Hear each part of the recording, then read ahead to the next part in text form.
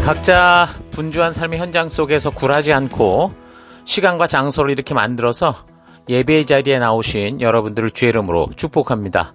이 시간 오직 주만 바라보며 주의 부르심과 임재가 있는 예배로 나아가십시다. 먼저 우리가 찬양으로 주를 바라보면서 지난 주간 우리 각자가 살아왔던 삶을 되돌아보고 또 하나님께 감사할 것과 회개할 것들을 또 주께 아뢰면서 우리의 시선을 오직 우리를 부르신 그 주님께만 고정하며 바라보는 시간들 가지겠습니다. 찬양하며 기도하며 오직 주만 바라보겠습니다.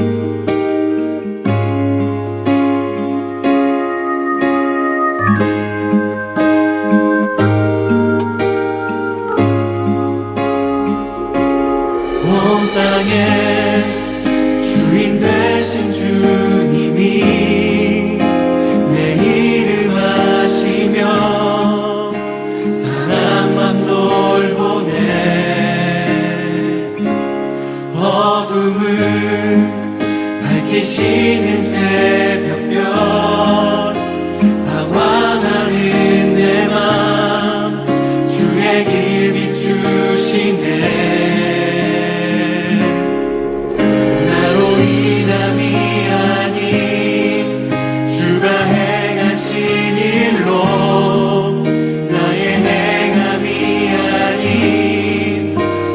주로 인하여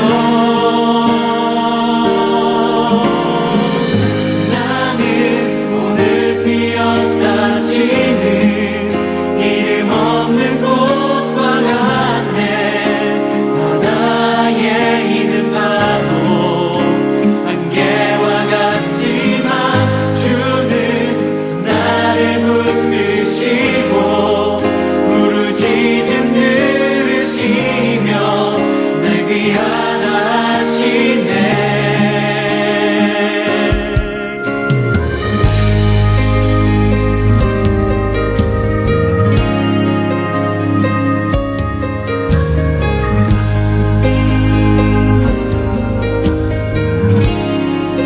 주님은 나의 죄를 보시고 사랑의 눈으로 날 일으키시네. 바다를 잠잠하게 하시듯 내 영혼의 폭풍 고요케 하시네. 나로 인함이 아닌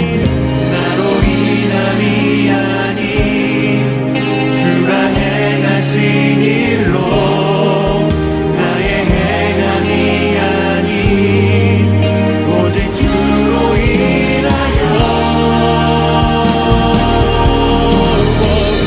나는 오늘 피었다 지는 이름 없는 꽃과 같네.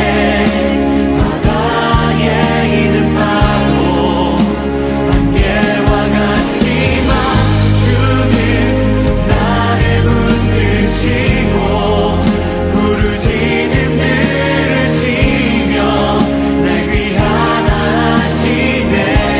나는 오늘 피었다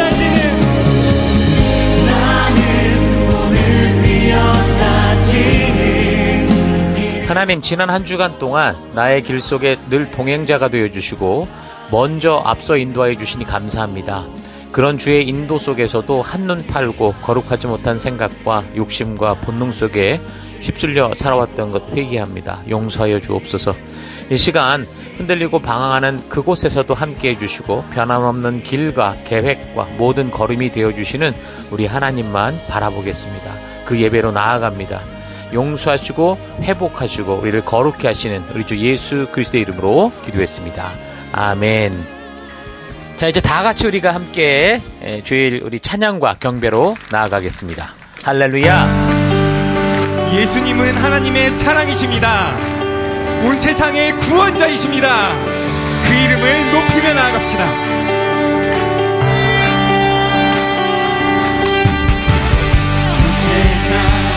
창조주 온 세상 구원자 모든 것 이기신 능력의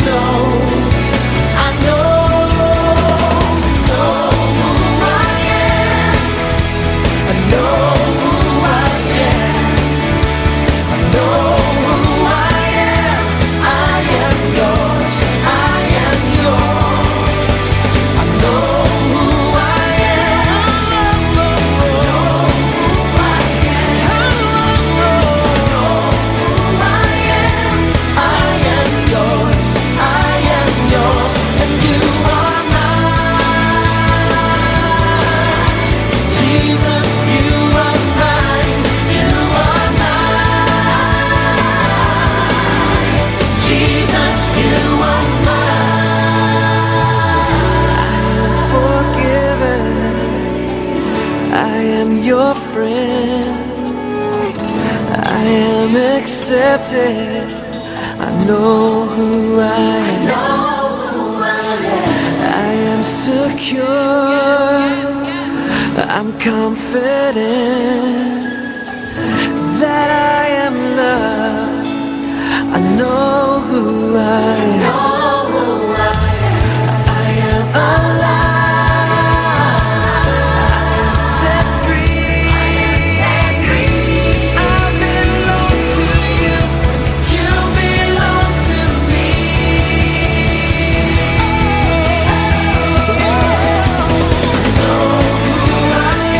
I know who I am. I know who I am. I am yours. I am yours. I know who I am. I know who I am. I know who I am. I am yours. I am yours. Sing it again. I know who I am. I know who I am. I know who I am. I am yours. I am yours. I know who I am. I know who I am. I know who I am. I am yours. I am yours. And you are mine. Jesus, you are mine. You are mine. Jesus, you are mine. You are mine. Jesus, you are mine. You are mine. Jesus, you are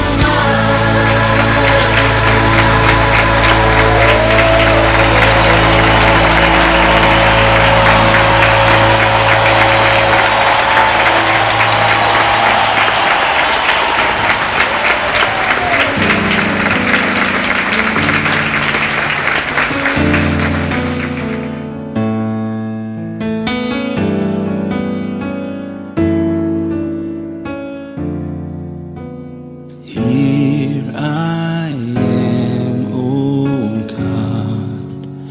I bring this sacrifice, my open heart. I offer up my life. I look to you, Lord.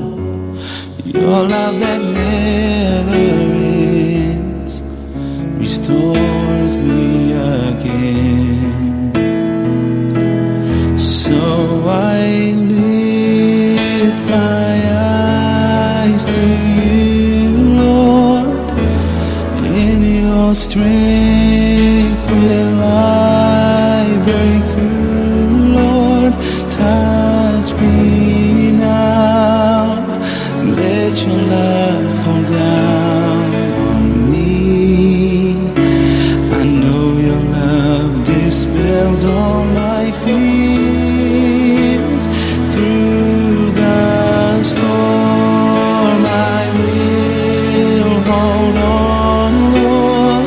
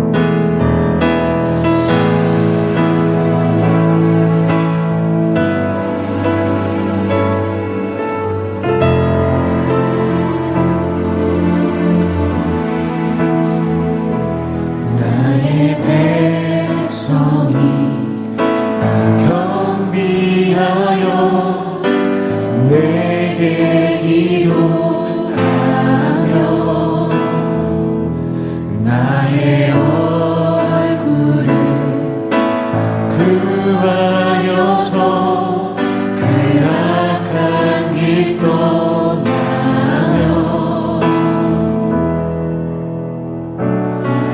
하늘에서 듣고 죄를 사하며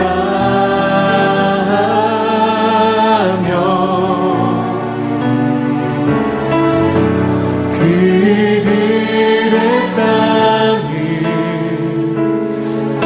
고치리라.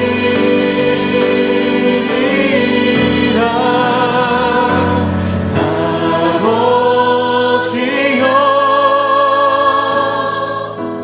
고쳐주소서. 이 나라 주의 것 되게 하소서.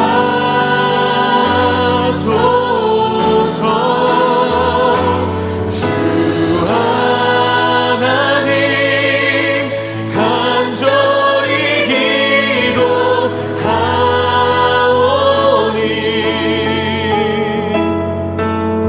사랑이 다 새롭게 하소서.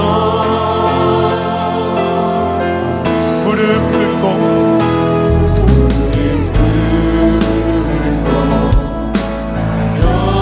경미하여 주께 기도하니 주의 얼굴을 구하여서 그 악한 길 떠나리. 주님의 자비로 죄를 사하며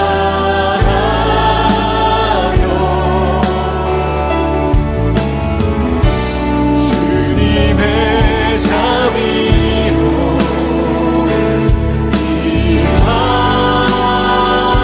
임하소서.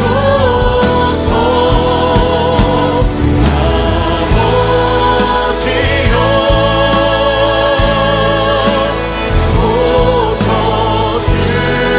고쳐주소서.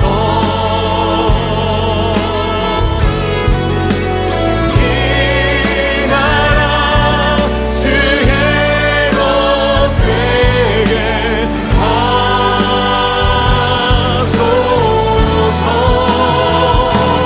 주 하나님 간절히 기도하오니 사랑이 다 새롭게 하소서.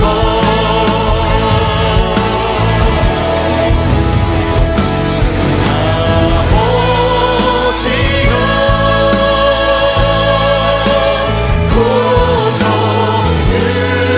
고쳐주소서. 이 나라 주의 것 되게 하소서.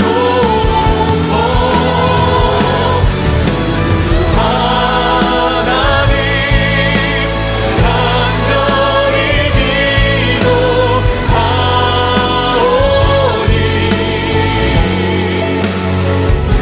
사랑이다.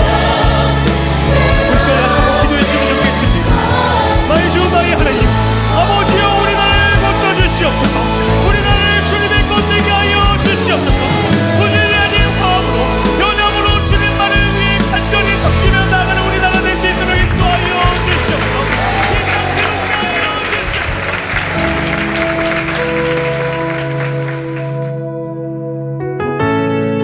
거룩하신 하나님, 주의 백성들이 주의 부르심 앞에 나옵니다. 지치고 상한 영혼들, 외롭고 곤고한 하루하루를 보내는 이들, 육신의 질병과 마음의 고통으로 지친 영혼들, 하나님 간절한 소망이 있는 영혼들을 위로하여 주시고 치료하여 주시고 거룩한 생명의 길로 인도하여 주옵소서. 각자의 예배 처소에서 주의 얼굴을 구하며 우리 주의 임재하심이 있는 예배로 서 있습니다. 우리의 예배를 받아주옵소서.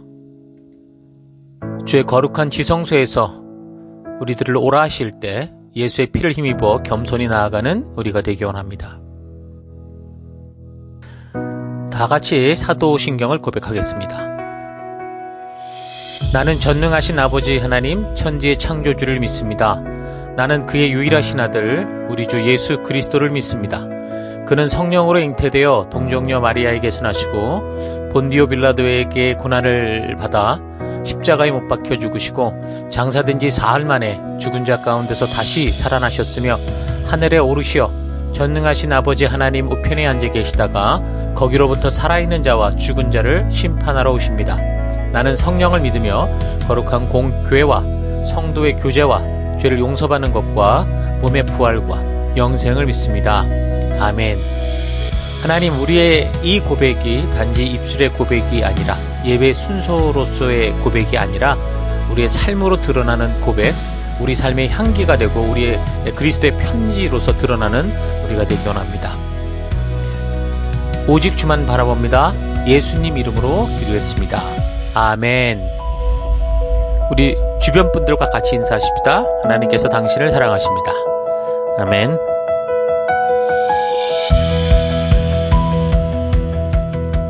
예, 우리 4월 마지막 주일, 4월 26일 또 하나님 말씀 함께 살펴가도록 하겠습니다.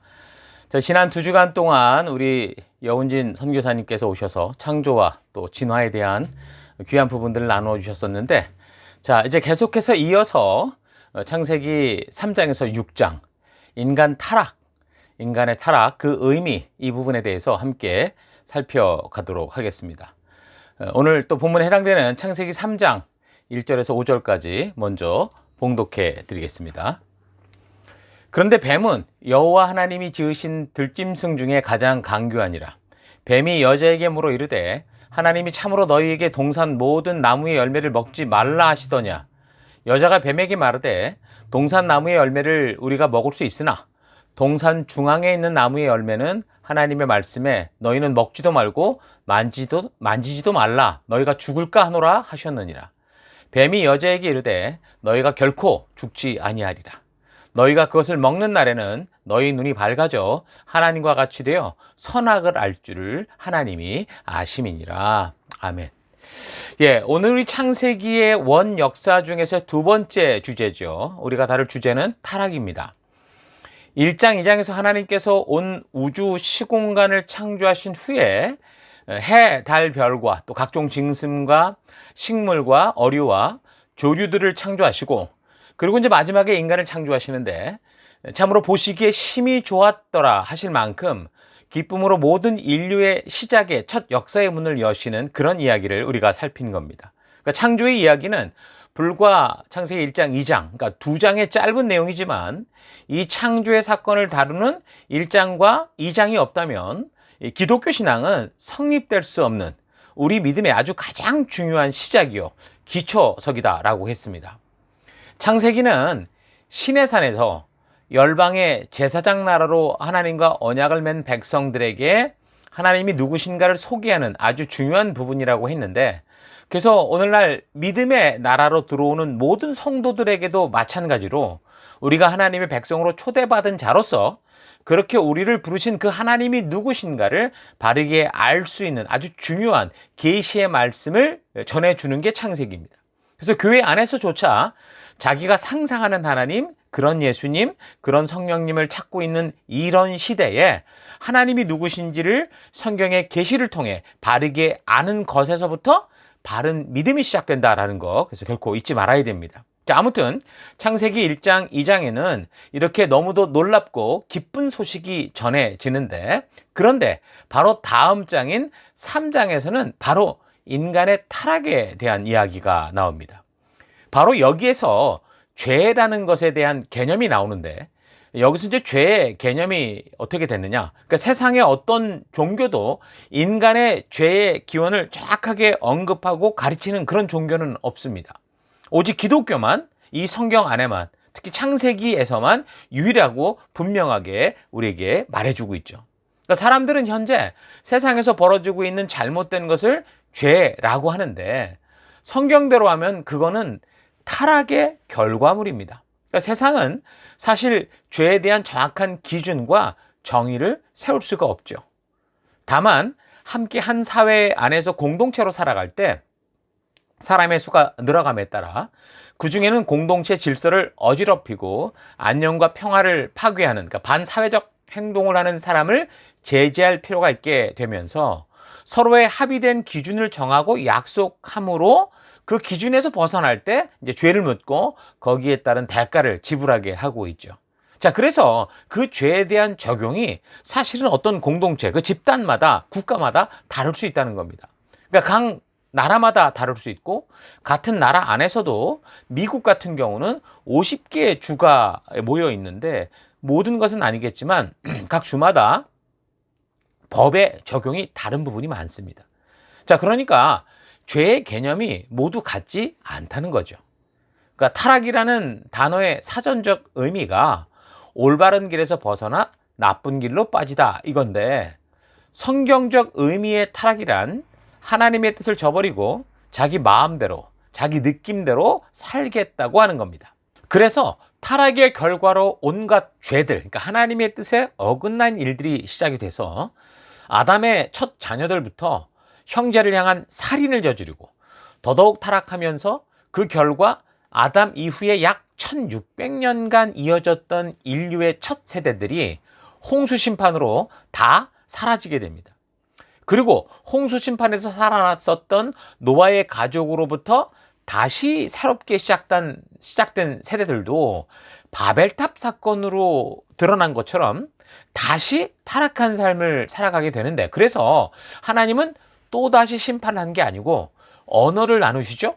그리고 사람들을 온 지구 곳곳으로 흩어지게 하셨습니다. 자, 이렇게 타락한 세대는 바벨탑 사건 이후에 하나님의 은혜와 사랑으로 한 4300년이 지난 지금 이 시대까지 이어가고 있지만, 그러나 결국에는 성경의 예언과 계시를 통해 알 수 있는 것은 이 세대는 끝까지 불순종을 고집하며 욕심과 정욕대로 살아가다가 또다시 최후의 심판까지 이르게 된다라는 것이 성경이 말하는 죄의 결과인 겁니다. 자, 이렇게 하나님의 은혜와 사랑과 용서가 계속되고 있음에도 모든 세대가 죽음과 죄와 삶의 불행과 고통과 환난과 온갖 인류 역사상에 나타나는 모든 비극의 이 원인은 바로 이 에덴 동산에서의 타락, 그러니까 최초의 인류의 타락에서 출발을 하죠. 자, 그래서 여기 창세기 3장에서 보여주는 이 타락의 사건을 바르게 알아야 신약 시대지만 우리가 나의 구원자로 믿는 예수 그리스도께서 오셔야 했던 그 이유와 십자가를 지셔야만 했고 죽으셔야 됐고 부활하셔야 했던 그 이유들을 바르게 알 수 있는 거죠.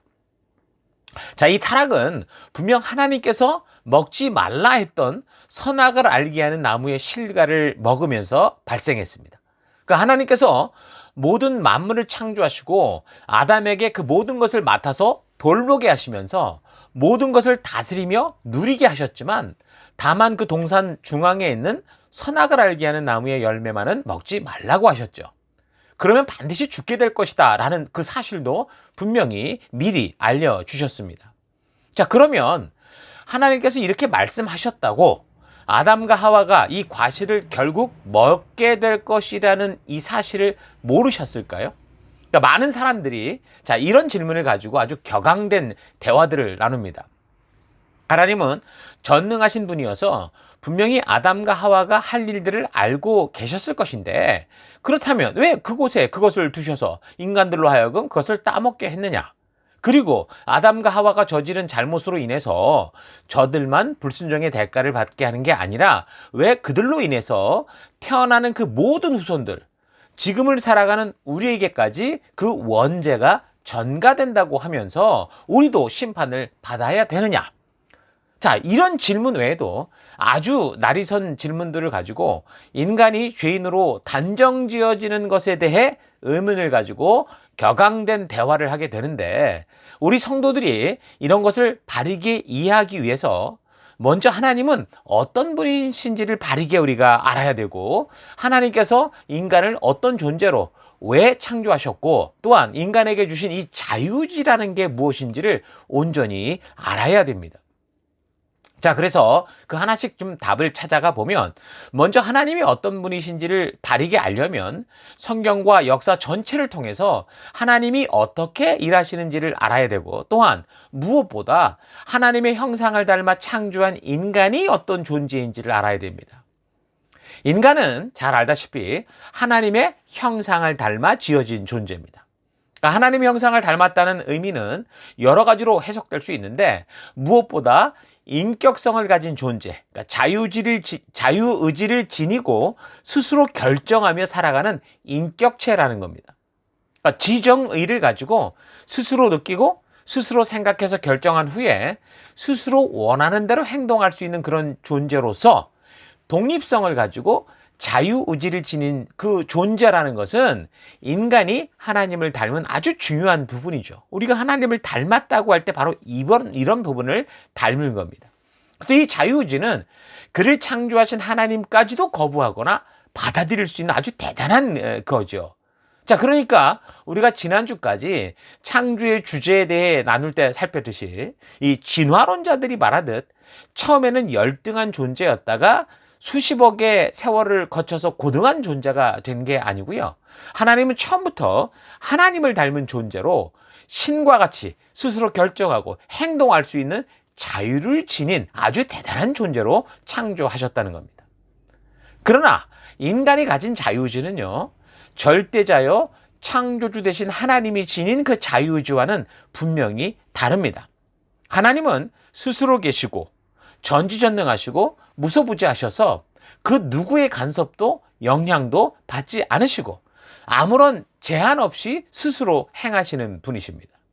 반면에 인간은 태어나면 스스로 결정을 하고 행동은 하는 그런 존재지만 대부분 많은 부분에서 제한되어 있는 존재입니다. 그러니까 하나님이 지니신 절대적 자유의지는 무슨 행동을 하든지 완전하게 책임지고 완전하게 해결할 수 있는 능력을 소유한 그런 의지라고 한다면, 인간이 가진 제한된 자유의지는 자기 생각에 따라 어떤 것을 결정하고 행동할 수는 있으나 그 결정에 대해서 스스로 모든 것을 책임질 수 없는, 그러니까 제한됐고 유한한 자유의지인 겁니다. 그래서 인간은 출생부터 성장, 죽음에 이르기까지 오직 그를 창조하시고 또 설계하셨던 하나님의 뜻에 의존해야 되고, 또 그래서 그분의 말씀대로 살아갈 때 온전히 살아갈 수 있는 그런 인격체라는 거죠. 자, 그래도 인간은 하나님이 창조하신 피조물들 중에서는 아주 유일하고 독특한 하나님 닮은 존재인 겁니다. 자, 그러니까 하나님의 형상을 닮았지만 100% 하나님과 결코 같을 수 없고, 또한 다른 피조물, 동물과도 닮았지만 또한 100% 동물과도 다른 그런 존재라는 겁니다. 여러분, 동물의 경우는 아주 초보적이긴 하지만 지정의를 갖고 있다고 봅니다. 지성과 감정뿐 아니라 심지어 의지력을 가지고 어떤 행동을 일관되게 추구하고 서로 의사소통까지 합니다. 지난 2018년 6월 19일에 46세의 나이로 사망했던 코코라고 하는 이 고릴라가 있었는데, 이 고릴라는요, 수화 단어 1000개를 사용할 수 있었고요, 2000여 개의 영어 단어를 이해할 정도라고 하니까 동물도 상당한 수준의 지성과 의지를 사용할 수 있다는 걸 알 수 있죠. 그러나 이런 거는요, 극히 드물고 동물의 지정이라는 것은 어디까지나 이 생존과 번식이라는, 그러니까 절대적인 틀 안에서 오직 먹고 마시고 새끼를 번식하며 살아가는 그런 문제로만 연결되어 있습니다.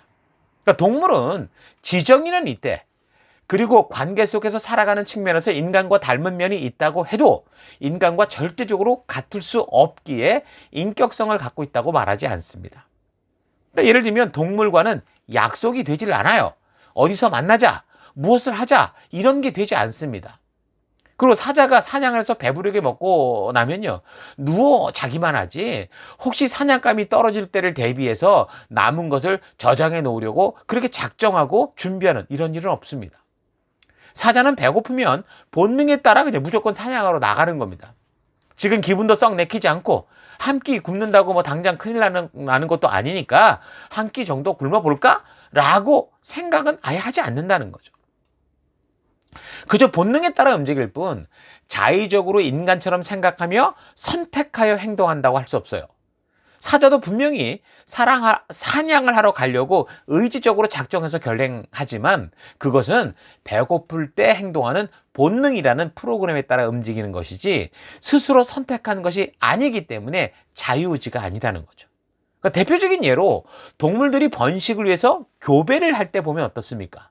인간과 같이 때와 장소를 가려서 교배를 하는 게 아니라 인간과 가까이 살고 있는 반려동물인 개나 고양이를 볼 때 이 교배 시기가 되잖아요. 본능적으로 짝을 찾고 짝을 만나면 그냥 때와 장소를 가리지 않고 번식을 위한 그런 이 짓들을 하는 것을 보지요. 자, 그러니까 동물의 의지는 하나님이 이미 마련해 놓은 그 계획 안에서만 작동될 뿐이라는 겁니다. 동물의 의지는 수동적이고 로봇같이 프로그램화된 의지다라고 볼 수 있다라는 거예요. 동물은 본능에 따라서만 행동하는 그런 존재입니다. 그러나 인격적인 인간과 교통할 수 있게 했기 때문에 비슷해 보이는 면이 있을 뿐이라는 겁니다. 그러니까 인간의 경우는 배고픔을 느끼는 이 본능적인 자극이 와도요, 뭘 먹을까 아니면 한 끼 굶을까 하는 식으로 순전히 자신의 지정의로만 판단을 해서 스스로 동물과는 다른 하나님이 창조한 인간다운 그런 선택을 하고 행동할 수 있는 존재입니다. 그래서 인간은 하나님이 주신 자유의지를 사용하는 과정에서는 어느 누구로부터도 또 그리고 본능적인 요구로부터도 영향을 받지 않을 수 있어요. 자극을 받는데 자극대로 움직이는 게 아니라 자극과 반응 사이에 스스로 선택할 수 있는 존재입니다.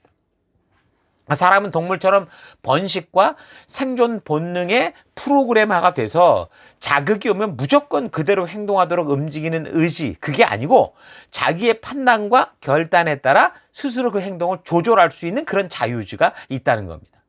뭐 금식을 하고 단식을 하면서 먹는 것을 조절하고 자기가 통제할 수 있다는 거예요. 자, 그러니까 동물과 기본적인 본능은 같을 수 있지만 그런 본능적 자극에도 어떤 가치와 기준을 따라 스스로 행동을 통제하고 선택할 수 있는 그런 존재라는 겁니다. 사람은 동물적 본능이 아니라 하나님에 의해 창조된 하나님의 형상으로서의 본능을 따라 살아가는 존재입니다. 나를 존귀하고 독특하게 이 땅을 다스리는 존재로 창조하신 그 하나님의 말씀에 순종하려고 하는 본능. 그래서 하나님께서 말씀하신 하나님의 뜻 안에서 살고자 하는 그런 인간적 본능. 그러니까 본능이라기보다는 사명 따라 사는 존재, 사명을 따라 살아갈 수 있는 존재다라는 거죠. 그래서 사람은 돈보다 본능보다 이 삶의 목적을 더 중요한 이 존재의 목적, 그 이유로 받아들이는 그런 삶을 살아가는 존재죠. 자, 그러니까 결론적으로 인간은 하나님을 닮았지만 전능하시고 절대적인 하나님과 견줄 수는 없고 또 동물과는 비슷하지만 그런 동물과는 비교도 되지 않는 너무도 존귀한 존재다라는 겁니다. 그래서 하나님이 인간을 창조하실 때 인간을 완전히 하나님과 같은 존재로 만들거나 또는 동물이나 일방적으로 뭐 프로그램된 로봇 같은 존재로 만들지 않았습니다. 대신에 하나님과 인격적 영으로 교통하여 그분의 뜻을 알 수 있고 또 자신의 지정의를 동원해서 하나님의 뜻대로 스스로 결단하고 행동하고 그래서 하나님이 주신 그 사명을 따라 이 땅을 살아가는 목적을 따라 이 땅을 다스릴 수 있는 그런 존재로 만드신 겁니다. 자, 이런 모습에 대해서 시편 기자는 이렇게 찬양을 하죠. 시편 8편 4절부터입니다. 사람이 무엇이기에 주께서 이렇게까지 생각하여 주시며 사람의 아들이 무엇이기에 주께서 이렇게까지 돌보아 주십니까? 주께서는 사람을 하나님보다 조금 못하게 지으시고 그에게 영광과 존귀와 왕관을 씌워 주셨습니다. 주께서 손수 지으신 만물을 사람이 다스리게 하시고 모든 것을 사람의 발 아래에 두셨습니다. 크고 작은 온갖 집 짐승과 들짐승까지도 하늘에서 나는 새들과 바다에서 노니는 물고기와 물길 따라 움직이는 모든 것을 사람이 다스리게 하셨습니다. 아멘. 자, 다른 번역본에는요, 천사보다 조금 못하게 하셨다라고 하는데, 표준 세번역에서는요, 하나님보다 조금 못하게 지었다라고. 그 영적인 존재로서 하나님이 창조하신 땅에서 하나님의 대리자로서 서 있는 게 인간이다라는 걸 알 수 있습니다. 동물도 로봇도 아닌 스스로 자유의지를 가지고 자기의 뜻을 따라 선택을 하고 자율적으로 창조주 하나님의 뜻을 따라 살아갈 것을 스스로 결정할 수 있는 그런 존재로서 하나님이 인간을 만드신 겁니다. 자, 그런 인간의 입장이니까 자칫 생각을 조금 잘못하면 스스로가 하나님인가? 내가 신인가 싶을 정도의 존재였다라고 볼 수 있어요. 그 하나님과 인격적 관계가 가능한 존재고 온 세상을 다스리는 존재니까 스스로가 하나님께서 만드신 피조물이라는 이 망각을 사실을 망각해 버리면 자기 자신을 하나님과 동기동창으로 착각할 정도의 대단한 존재가 인간이라는 거죠. 하지만 인간은 하나님을 닮았지만 하나님이 아닙니다. 피조물일 뿐입니다. 인간은 전지전능하지도 않고 무소부시하지도 않고 영적인 존재이면서도 영적인 세계를 보지 못하는 존재이죠. 자, 그러니까 사람이 지닌 자유의지는 마치 하나님과 같아 보일 정도지만 무엇이든 마음대로 할 수 있고 책임질 수 있는 정말 절대자 하나님이 가지는 그런 절대적 자유의지는 아니라는 거예요. 그래서 하나님께서는 에덴 동산에 선악을 알게 하는 그 나무를 지정하신 거고 그걸 먹지 말라고 명하신 겁니다. 얼핏 보면 모르니 이런 걸 통해서 서로의 분명한 모습을 알 수 있게 하신 거죠.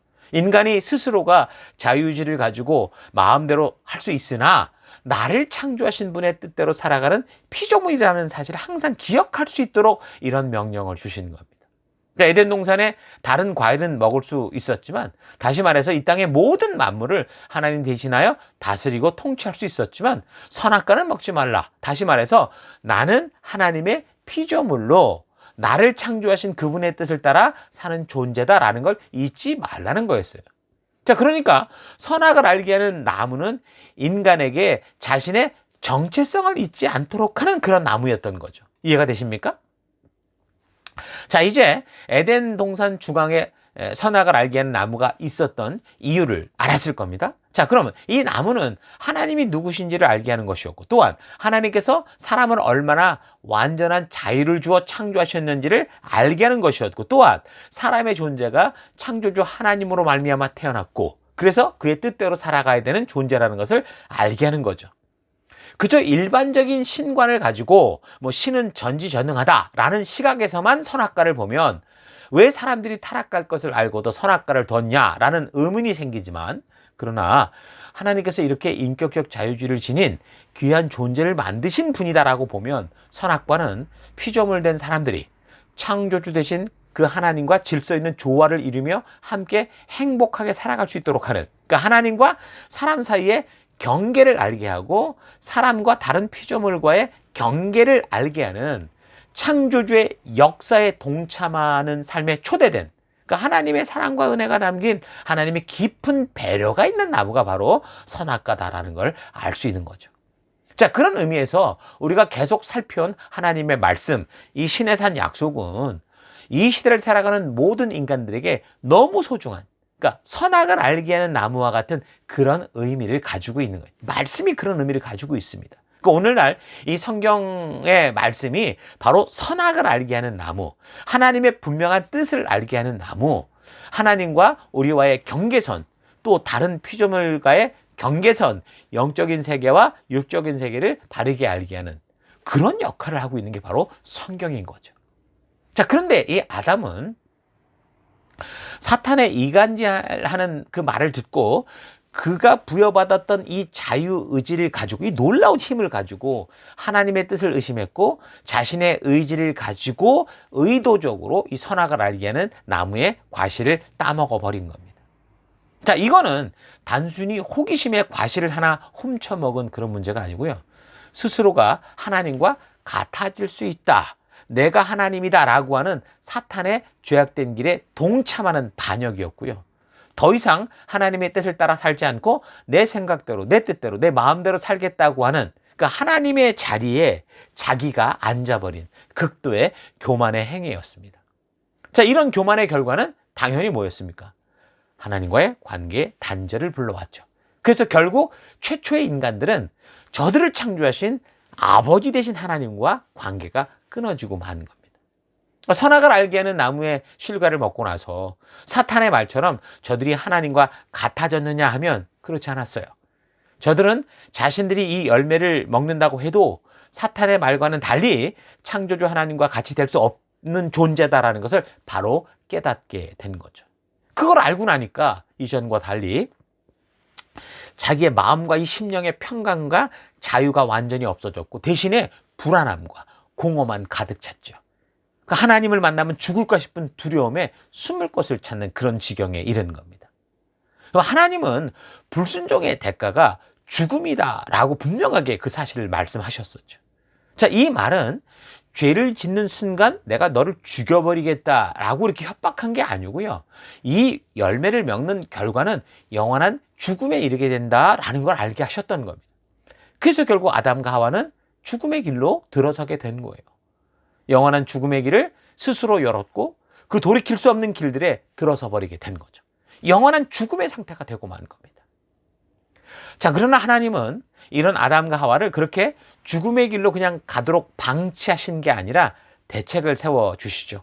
동물을 스스로 잡아서 그 생명으로 죗값을 대신해 주시고 오히려 범죄한 그들에게 그 동물의 가죽 옷을 입혀서 저들의 두려움과 수치를 감춰 주셨습니다. 다시 말해서 대속의 피를 흘려서 용서하여 주심으로 원래에 부르셨던 그 자리로 다시 나아갈 수 있는 재기의 기회를 주셨다라는 거예요. 여러분, 하나님은 분명한 공의의 하나님이시지만 또한 사랑과 용서의 하나님이셨던 거죠.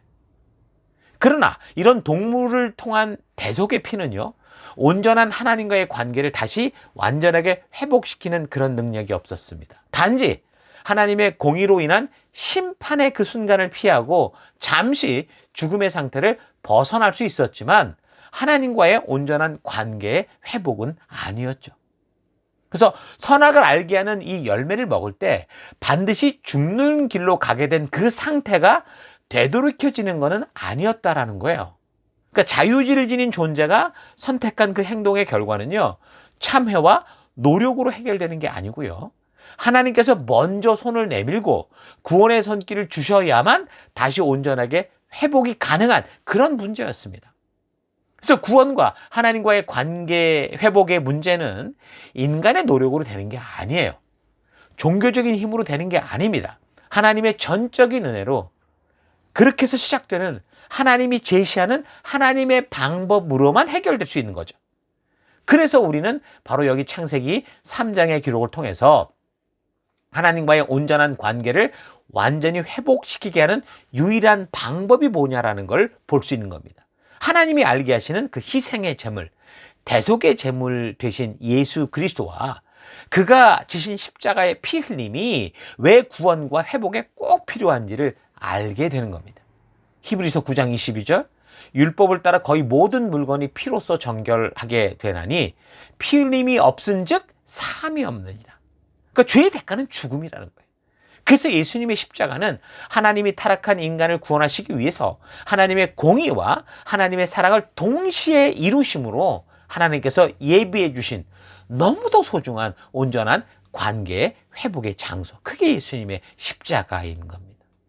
하나님이 모든 것을 창조하신 후에 그 모든 것을 보시며 심히 기뻤다고 했던 이 세상 사람들에게 이런 일이 왜 벌어지게 된 것일까요?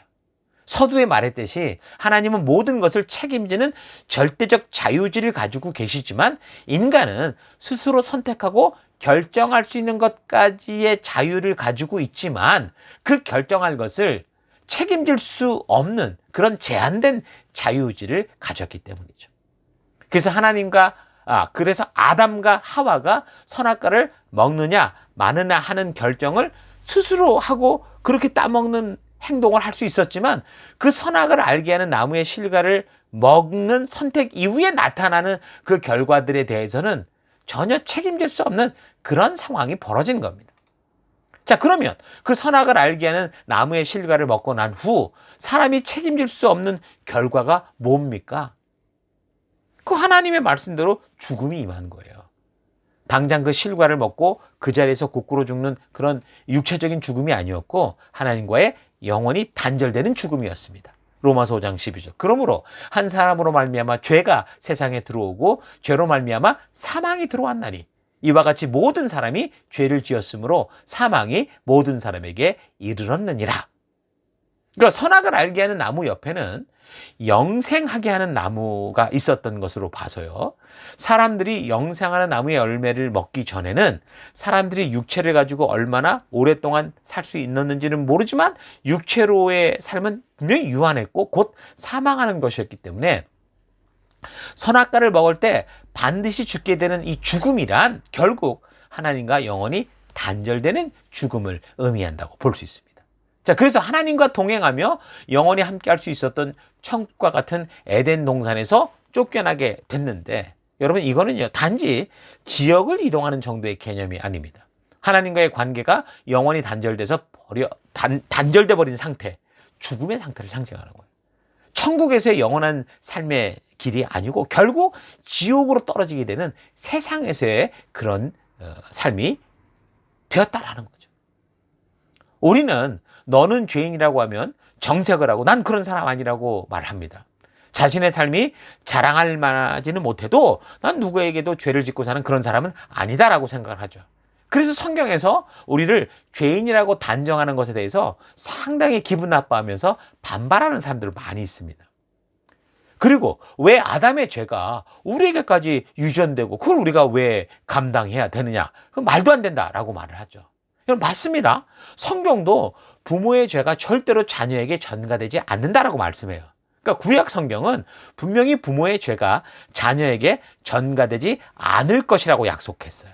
그러니까 한 사람이 지은 죄는요, 무슨 북한 공산당의 연좌죄처럼 자녀나 가족, 친척에게 막 전가되는 그런 게 아닙니다. 근데 로마서 5장 12절의 경우 뭐라고 그랬냐? 한 사람으로 말미암아 죄가 세상에 들어왔고 죄로 말미암아 사망이 들어왔다. 모든 사람이 죄를 지었다라고 선포를 하는데 그럼 이건 어떻게 이해를 해야 될까요? 그것은 그럼 우리가 공장에서 찍어낸 인조인간 로봇가 아닌 이상 하나님이 창조하신 이 생육의 법칙을 따라 생각해 보면 알 수 있어요. 하나님은 사람을 번성하게 하실 때 당신이 인간 제작 공장을 만들어 찍어낸 게 아니고 남자와 여자 단 한 사람씩 창조하시고 저들로 하여금 생육하고 번성하게 하셨습니다. 자, 이런 사실을 잘 생각해 보면 알 수 있어요. 자, 아담 이후에 모든 인류는 인류 최초의 생명의 시작인 아담과 하와가 하나님을 의심하고 자기가 하나님처럼 되려고 자기 마음대로 살기로 선택함으로 말미암아 에덴 동산에서 쫓겨난 그 땅, 결국 죽음에 이르는 세상에서 태어나죠. 그래서 그것에서 평생 사는 존재가 되는 거예요. 그러니까 선악을 알게 하는 나무의 실과를 먹는 불순종으로 하나님과의 인격적인 관계가 깨지고 그 에덴 동산에서 죽지는 않았지만 그곳에서 쫓겨나 우리의 스스로의 힘으로는 하나님께 돌아갈 수 없는 하나님과 결별된 곳에서 살게 됐다라는 거죠. 자, 그러니까 죄의 결과가 죽음이라고 하는 거는요, 최초의 사람들이 하나님을 불신함으로 관계가 깨어지면서 영생의 길로 갈 수 있는 자리를 떠나 나와서 죽음을 향한 길, 세상의 길로 들어섰다라는 걸 말하는 거예요. 그러니까 걷는 길이 달라졌다는 거죠. 영생할 수 있는 길에서 떠나서 죽음으로 가는 길, 그 가는 방향이 달라진 거예요. 자, 그곳에서 생육하고 번성하며 살아가고 있는 거죠. 그래서 모든 사람에게 원자가 있다고 말하고 모두가 죄인이다라고 말하는 개념은 아담으로부터 하나님과의 관계를 거부하고 생명과 영생의 장소를 떠나서 자기 생각과 마음대로 살아가는 이 세상의 길, 결국 지옥을 향해 가는 장소, 바로 세상에서 털을 잡고 살아가는 그런 상태가 됐다라는 걸 말해주는 거예요. 하나님과 동행하며 다 같이 걷고 있던 그 생명의 길에서 잘못 실수하여 고집을 피우고 있다면 그냥 회개하고 마음을 돌이켜 다시 함께 걸어가면 되는 거지만, 성경을 통해 볼 때 우리 인류가 처한 상황은 최초 인류의 불순종으로 말미암아 천국의 삶을 사는 하나님과 같은 길이 아니라 지옥을 향해 가는 완전히 다른 길을 걷고 있다는 것을 분명하게 알 수 있습니다. 이 창세기는 이 3장에서 6장의 사건을 통해 우리가 그 사실을 분명하게 말해주고 있는 거예요.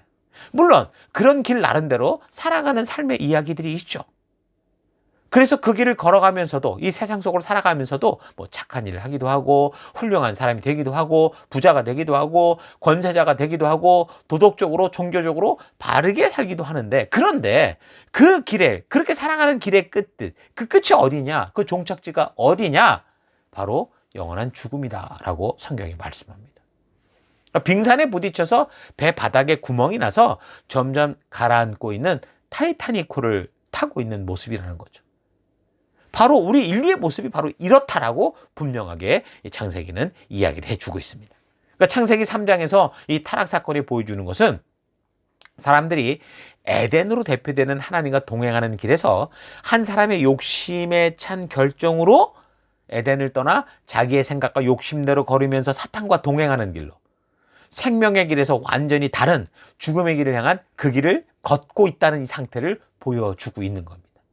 타이타닉호 선장 한 사람이 판단을 잘못해서 배 바닥에 구멍을 냈지만 그 결과 그 사고를 낸 선장 한 사람만이 아니라 그 배를 함께 타고 있는 모두가 감당하며 다 같이 그 추운 겨울바다 밑으로 가라앉고 마는 것과 같은 거죠. 그 한 사람 아담과 하와가 그 첫사람이 선택한 불순종의 결과로 그 이후 생육하고 번성하는 모든 인류는 죽음의 세상에서 태어나고 그곳에서 자라가다가 그렇게 죽어가는 삶이 된 겁니다. 그래서 창세기 3장 이후에 성경 전체에서 하나님은 저들로 하여금 뭐라고 말하냐? 돌아오라 라고 외치는 겁니다. 돌아오라고 하시는 것을 볼 때 뭐라는 겁니까? 인간은 계속해서 의도적으로 하나님의 말씀을 거역하고 거절하고 있는 그런 상태, 고집을 피는 상태라는 거죠. 이런 상태를 알지 못하면 우리가 왜 교회를 다니고 예수를 왜 믿어야 되는지 모르게 되고 그냥 교회에 오면 많은 복 받고 내 편리해지고 이런 것만 집중하게 되는, 그렇게 이 종교가 되고 마는 거예요.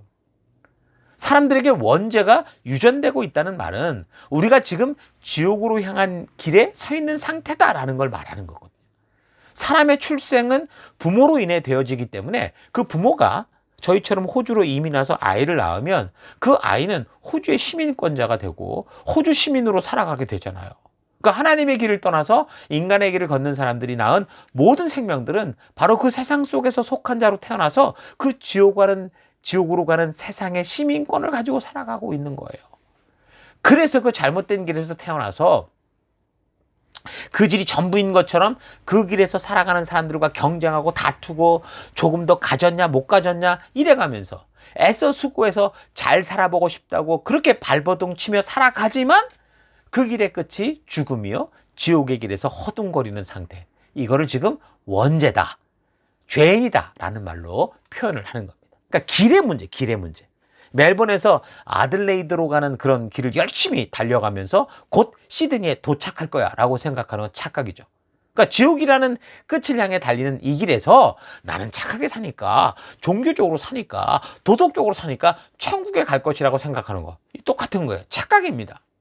그래서 예수님께서 오셨을 때 이렇게 말씀하시는 거예요. 예수께서 이르시되 내가 곧 길이요 진리요 생명이니 나로 말미암지 않고는 아버지께로 올 자가 없느니라. 어떤 길을 말하고 어떤 생명을 말하는 겁니까? 바로 하나님께서 먼저 베풀어 주셨던 그 구원의 유일한 길을, 영원한 생명의 길로 가는 그 길을 말하는 거예요. 요한복음 5장 24절. 내가 진실로 진실로 너희에게 이르노니 내 말을 듣고 또 나 보내신 이를 믿는 자, 하나님을 믿는 자는 영생을 얻었고 심판에 이르지 아니하나니 사망에서 생명으로 옮겼느니라. 그러니까 사망의 길과 생명의 길. 그러니까 예수님은 계속해서 하나님이 베푸신 유일한 구원의 길에 대해서 계속 강조하고 말씀해 주신 거죠. 그 사망의 길에서 생명의 길로 가는 유일한 방법은 하나님께서 보내신 예수 그리스도를, 그 생명의 길로 가는 유일한 길이다라는 이 사실을 믿고, 하나님이 이 방법을 주셨다라는 걸 믿고 바로 이 예수 그리스도를 보내신 분이 하나님이시다라는 걸 믿는 거예요. 그러니까 믿음으로만 구원에 이르고 믿음으로만 하나님과의 온전한 관계가 회복될 수 있다는 거죠. 그래서 하나님이 보내신 예수님을 믿는 것이 너무 중요한 거고, 오직 예수님 외에 그 어떤 길도 하나님께로 나아가는 길이 없다라는 거예요. 하나님이 제시한 유일한 길은 예수님 그리스도밖에 없다는 거죠. 그래서 더 중요한 거는 우리가 예수님과 십자가를 볼 때 뭐예요? 그 골고다 십자가에만 집중하는 게 아니라 그 십자가 생명의 길을 만드신 그분을 보내신 그분, 우리 하나님 아버지, 하나님을 보는, 하나님의 그 마음을 보는, 하나님을 만나는 그 거듭남이 있어야 된다는 겁니다. 자, 정리합시다. 이 3장에서 보여주는 타락 사건은 성경의 가장 큰 주제인 하나님의 아들 메시아 예수님께서 이 땅에 오셔야 했던 이 죄의 기원과 인류의 타락을 보여주고 있습니다. 창세기 1장에서 11장까지가 온 인류의 원역사라고 했는데, 지난번 첫 주제인 창조에 대한 믿음도 그렇고, 자, 두 번째 주제인 타락에 대한 이 부분에서도 확실하게 우리의 믿음이 말씀의 근거에서 서지 않으면 결국 미신 종교로 빠지고 말 겁니다. 자, 이번 주제 타락에 대해서 성경 본문을 읽어가면서 죄에 대한 확실한 개념과 하나님께서 어떻게 인간을 창조하셨는지, 그리고 그 창조주 하나님께서 어떤 분이시고 어떻게 일하시는지, 그리고 이 세상에서 어떤 일이 벌어졌는지 바르게 묵상해서 하나님의 진실을 온전히 만나는 여러분 되기를 바랍니다. 많은 사람들이 왜 전능하신 하나님께서 사람들이 선악과를 먹을 것을 알았으면서도 만들었냐라고 묻고, 왜 아담과 하와의 죄가 우리에게까지 유전돼서 원죄라는 무거운 짐을 주는지 물을 때, 하나님의 창조의 그 의도를, 그 의미를 바르게 전하고 원죄와 죄인의 상태가 무엇인지를 바르게 알게 해서 그런 질문을 듣는 기회를 통해서 오히려 하나님의 진심을 듣고 하나님의 초대하심 앞에서 초대로 나오는 전도의 기회로 만들 수 있기를 바랍니다.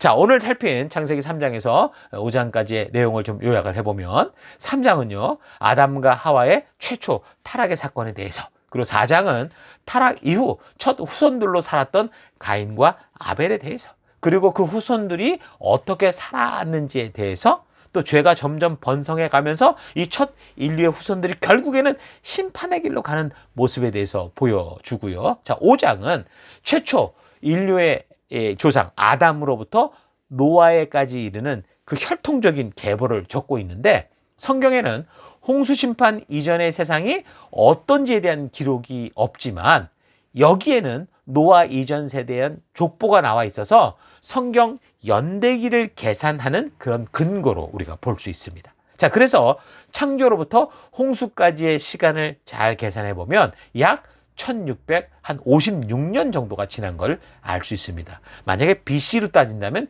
2348년 정도의 홍수 심판이 있었던 거죠. 자, 오늘 나눈 이 말씀들을 여러분 잘 기억하고 되돌아보면서 여기까지 좀 읽어가는 데 있어서 문제없이 여러분 충분히 이 창세기 1장부터 6장까지 소화해낼 수 있을 겁니다. 자, 궁금한 것들은 서로 질문하고 셀 속에서 나누고 더 깊어지는 시간을 만들어 가도록 하십시다. 자, 다음 주에 계속해서 이제 노아 시대의 홍수 심판 세 번째 주제에 대해서 나누어 가도록 하겠습니다. 자, 오늘 들은 말씀을 가지고 우리 잠시 묵상하며 함께 기도하겠습니다. 묵상하십시다. 예, 타락이란 하나님을 의심하고 그 진심을 저버리는 것이라고 했죠. 하나님은 진심을 다해 사랑의 마음을 가지고 우리를 창조하셨는데, 우리에게 정말 너무나 소중한 자유의지를 주시고 하나님과 교제할 수 있는 그런 존재로 만드셨는데, 인간은 그것을 거절했습니다. 자기가 하나님이 될 것처럼 착각했습니다. 그리고 너무나 많이 하나님과 멀어진 그런 존재, 그 결과는 결국 죽음으로 갔다고 그랬죠. 여러분, 우린 그런 상태에 있는 겁니다. 오늘 말씀을 통해 우리가 들었던 이 창세기 3장의 이 사건이 우리에게 얼마나 중요한 우리의 현실을 알게 해주는가라는 거 깊이 묵상해보며 여러분 함께 하나님의 그 부르심 앞에 나아갔으면 좋겠습니다. 나는 어떤 존재였는가?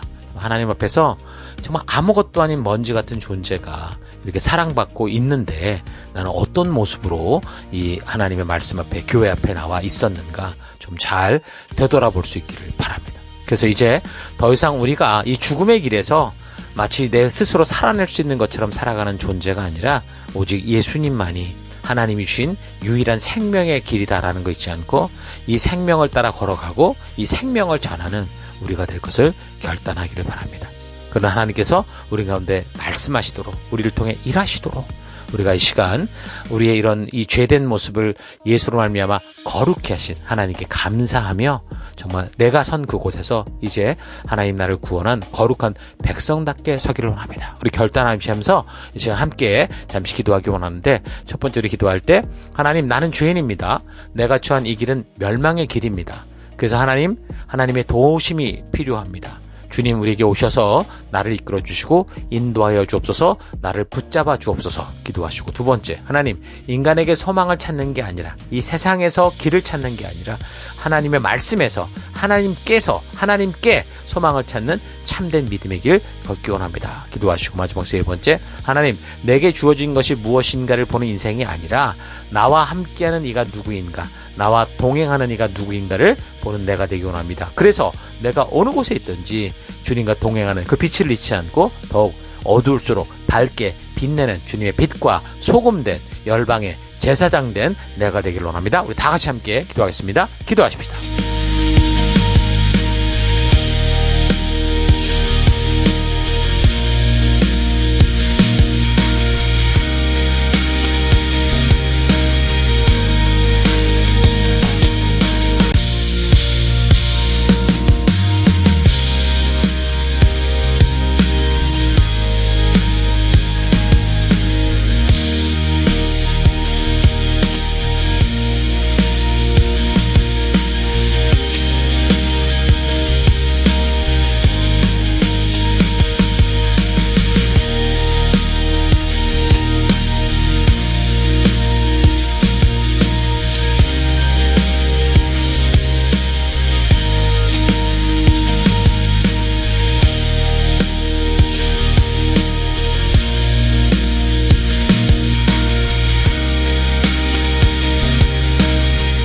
사랑의 하나님, 오늘 우리가 또 말씀을 통해서 왜 이 세상이 이렇게 죄악된 세상이 되었는지, 인류 태초의 사건들 하나님 우리가 살폈습니다.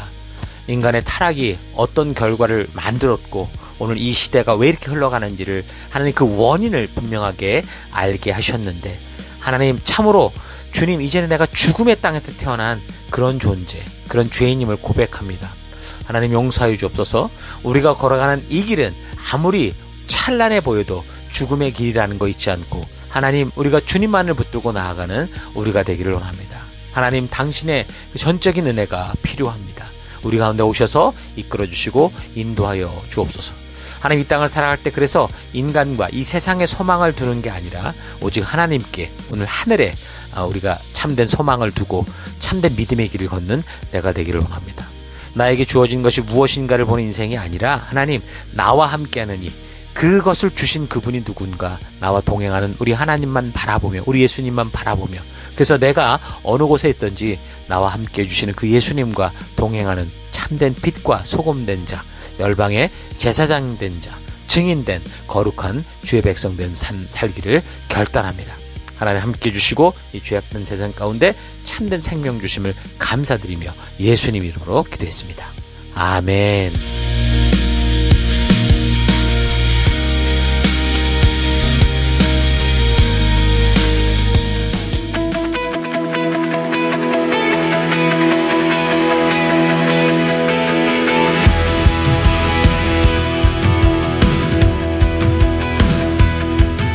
(4월 26일) 교회 소식을 함께 나누겠습니다. 이번 주는 2026년 셀위크 13번째 주간입니다. 우리 교회는 셀 모임을 통해 생명 낳는 생명을 세우는 사명을 감당하고 있습니다. 생명 낳는 생명을 세우는 사명은 하나님의 전적인 은혜로 구원받은 모든 성도들의 존재의 이유입니다. 이것을 위해 우리가 구원받았고 우리가 이곳에 한 교회로 모여 하나님 나라를 이루며 지금까지 달려가고 있는 것입니다.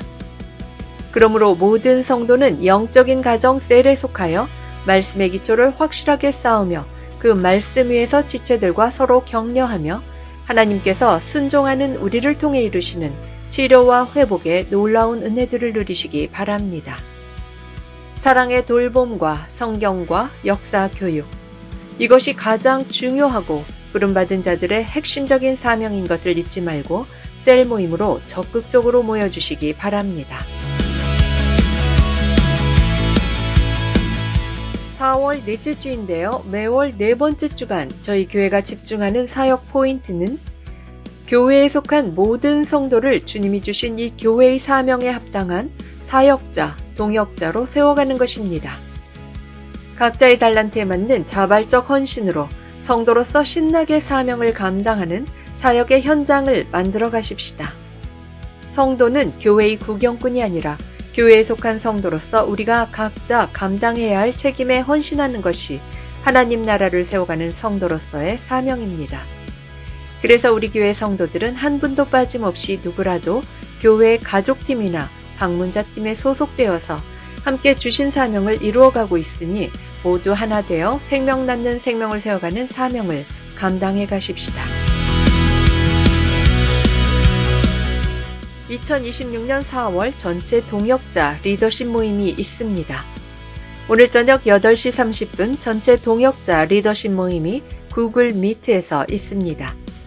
사명의 현장을 달려가는 우리들이 함께 모여 우리가 감당하는 현재의 사역 현장을 말씀의 기준을 따라 파악하고 서로 대화와 나눔을 통해 우리가 나아가는 방향과 방법들을 점검하고 새 달을 맞이하며 함께 약속하고 나아갈 사역들을 나누는 시간들입니다. 모두 잊지 마시고 모임에 참석해 주시기 바라고 혹시나 부득이한 사정으로 참여하지 못할 경우 반드시 목사님께 연락을 주셔서 그런 상황들을 파악하실 수 있도록 협조해 주시기 바랍니다. 매월 첫 번째 금요일 모이는 온라인 기도회 모임이 있습니다. 5월 1일 금요일 저녁 9시 온라인 구글 미트를 통해 함께 5월을 준비하는 기도 모임으로 모입니다. 물리적인 공간으로 함께 모이는 것이 아니라 각자의 공간에서 온라인을 통해 함께 모여 기도하는 기도 골방 모임입니다. 새로운 한 달을 시작하며 어떤 일이든 행하기 전에 먼저 하나님 앞에 함께 모여 함께 기도하며 함께 서로를 위해 사명을 위해 기도로 나아가 다니엘과 같이 거룩하게 살 것을 결단하는 시간으로 만들어 가십시다. 접속 주소는 셀 리더들이 연결해주는 카톡을 통해 접속 라인을 따라 들어오시면 됩니다. 저희 교회를 새로 방문해주신 지체들을 환영합니다.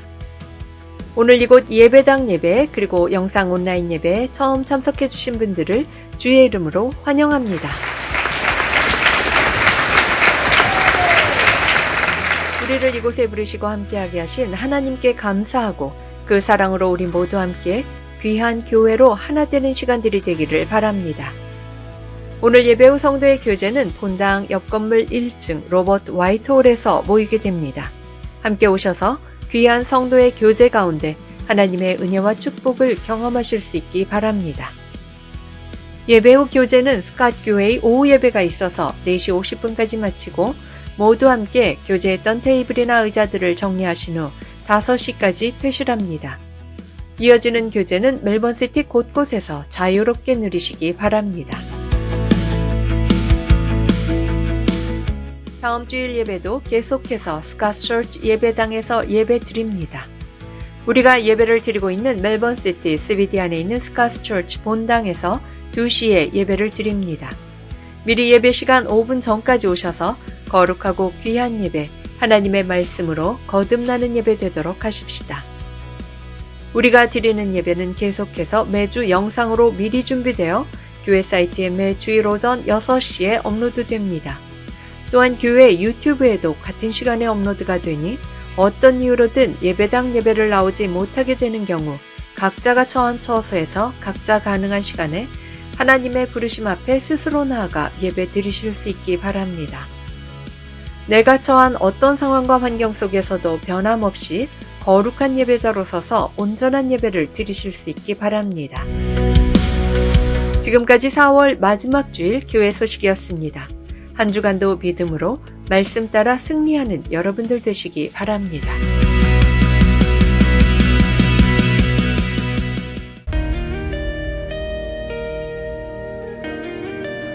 예, 우리 계속해서 우리 교회가 존재하는 목적을 선포하고 축도로 예배를 마치겠습니다. 2026년 사람을 세우는 교회임을 잊지 않고 살아가는 교회 되기. 그 사명을 감당할 때 사랑을 가지고 사명을 이루는 교회 되기. 하나님이 주신 방향을 잃지 않고 열심을 다하는 교회 되기. 사명을 위해 구별하신 열방의 제사장 나라 거룩한 교회 되기.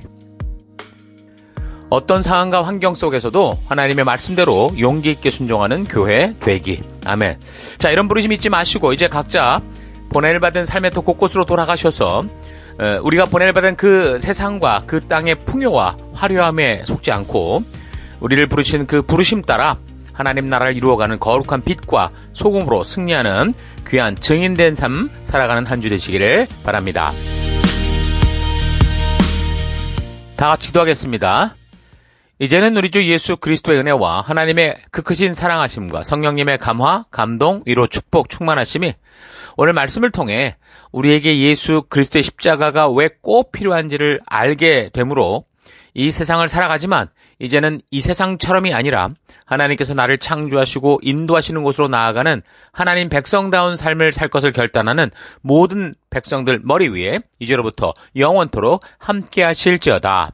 아멘.